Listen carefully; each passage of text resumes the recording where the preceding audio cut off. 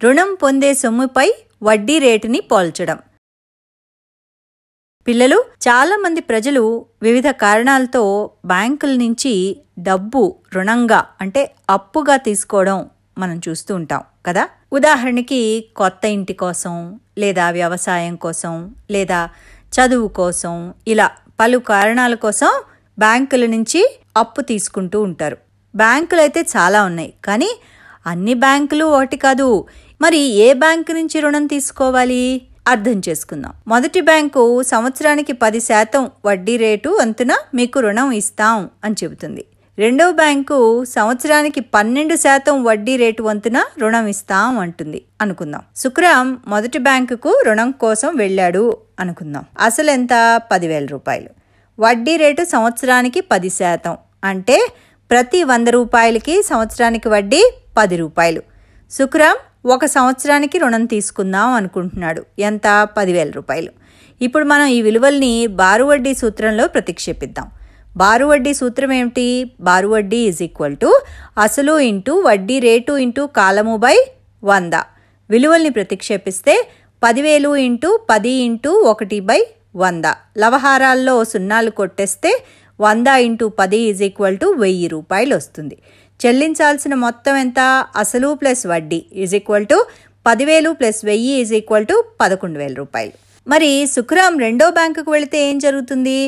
అసలు 10,000 రూపాయలు, వడ్డీ రేటు సంవత్సరానికి 12%. సుఖరాం ఎంతకాలానికి అప్పు తీసుకుందాం అనుకుంటున్నాడు? 1 సంవత్సరానికి. ఇప్పుడు ఈ విలువల్ని బారు వడ్డీ సూత్రంలో ప్రతిక్షేపిద్దాం. బారు వడ్డీ అసలు ఇంటూ వడ్డీ రేటు ఇంటూ కాలము బై 100. విలువల్ని ప్రతిక్షేపిస్తే 10,000 ఇంటూ 12 ఇంటూ 1/100. లవహారాల్లో 2 సున్నాలు కొట్టేస్తే 100 ఇంటూ 12 1200. అప్పుడు చెల్లించాల్సిన మొత్తం ఎంత? అసలు ప్లస్ వడ్డీ అంటే 10,000 ప్లస్ 1200 11,200 రూపాయలు. ఇక్కడ మీరు గమనిస్తే ఒకే కాలానికి అంటే 10,000 రూపాయలకి సంవత్సరానికి సుఖరాం ఎక్కువ వడ్డీ చెల్లించాల్సి వస్తోంది ఇక్కడ కదా. 11,200 వచ్చింది మనకి. ఎందుకు? వడ్డీ రేటు అధికంగా ఉంది కాబట్టి. వడ్డీ రేటు తక్కువ ఉన్న బ్యాంక్ అంటే మొదటి బ్యాంకు సరైన ఎంపిక అవుతుంది అతనికి. అప్పుడు సుఖరాం తక్కువ వడ్డీ చెల్లించాల్సి వస్తుంది. మొదటి బ్యాంకు 1,000 రూపాయలు అదనంగా వడ్డీగా తీసుకుంటుంటే రెండో బ్యాంకు అదే రుణానికి అదే అసలుకి అంటే 10,000 రూపాయల అప్పుకి 1,200 వడ్డీగా తీసుకుంటుంది కదా. గమనించారా? అసలు మరియు కాలం ఒకటైనప్పటికీ వడ్డీ చెల్లింపులో తేడా వడ్డీ రేటు వల్ల కలుగుతుంది. అందుకని రుణం తీసుకునేటప్పుడు ఏ బ్యాంకు తక్కువ వడ్డీ రేటు ఇస్తుందో పరిశీలించాలి. కానీ ఇక్కడ మనం దృష్టి సారించాల్సిన విషయం ఇంకోటి ఉంది. కొన్నిసార్లు అప్పు ఇచ్చేవాళ్ళు తక్కువ వడ్డీ రేటు అని మనల్ని మోసం చేసే అవకాశం ఉంది. ఒక్క క్షణం ఆగండి. మనం ఇప్పుడే తక్కువ వడ్డీ రేటు మంచిదని నేర్చుకున్నాం కదా, మరి ఇదేమిటి చూద్దాం. మొదటి బ్యాంకు సంవత్సరానికి 10% వడ్డీ రేటు వసూలు చేస్తోంది. కానీ సుఖరాం నెలకి 2% వడ్డీ రేటుకు రుణం ఇస్తానన్న ఒక అప్పిచ్చేవాడిని కలిశాడు అనుకుందాం. అబ్బో, ఇది బాగుందే, 10% కంటే 2% చాలా తక్కువ. కానీ అతను వసూలు చేసేది నెలకి 2%, సంవత్సరానికి కాదు. ఇప్పుడు దీనివల్ల ఏమైనా తేడా వస్తుందా? ఇంతకుముందు చూసాం, సుఖరాం మొదటి బ్యాంకుకు వెళితే అసలు 10,000, వడ్డీ రేటు సంవత్సరానికి 10%. కాలం ఎంత? సుఖరాం 1 సంవత్సరానికి రుణం తీసుకుందాం అనుకున్నాడు. ఇప్పుడు ఈ విలువల్ని మనం బారు వడ్డీ సూత్రంలో ప్రతిక్షేపిస్తే వడ్డీ 1,000 రూపాయలు అవుతుంది. 1 సంవత్సరం తర్వాత చెల్లించాల్సిన మొత్తం ఎంత అవుతోంది?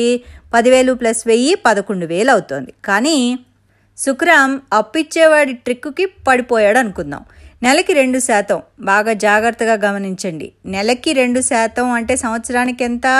సంవత్సరానికి 12 నెలలు కాబట్టి 12 × 2 24%. అంటే ప్రతి నెల అతను 2% వడ్డీ చెల్లించాలి.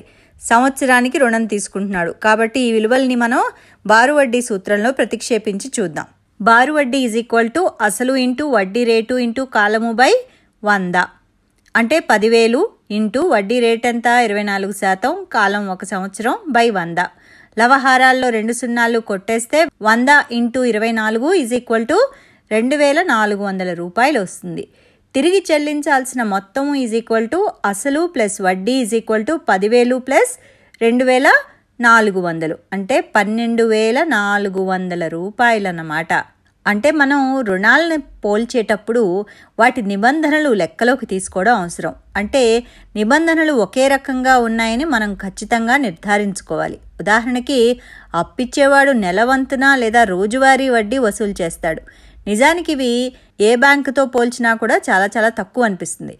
కానీ వాళ్ళ వడ్డీ రేటు సంవత్సరానికి మార్చుకుంటే ఈ విషయం మీకు బాగా అర్థమవుతుంది. అందుకే బత్తాయిని బత్తాయితోనే పోల్చాలి, యాపిల్ని యాపిల్తోనే పోల్చాలి. ఒకే కాలానికి రుణం తీసుకునేటప్పుడు తక్కువ వడ్డీ రేటు కోసం చూడాలి. నెలకి వడ్డీ కట్టే చోట రుణానికి వెళ్ళడం ఒక తప్పుడు నిర్ణయం అని చెప్పొచ్చు. వడ్డీ అనేది మీరు తీసుకునే రుణం మీద చెల్లించే అదనపు సొమ్ము కాబట్టి దానిని తగ్గించడానికి ప్రయత్నించాలి. తక్కువ వడ్డీ రేటు ఉన్న చోటకి వెళ్ళాలి.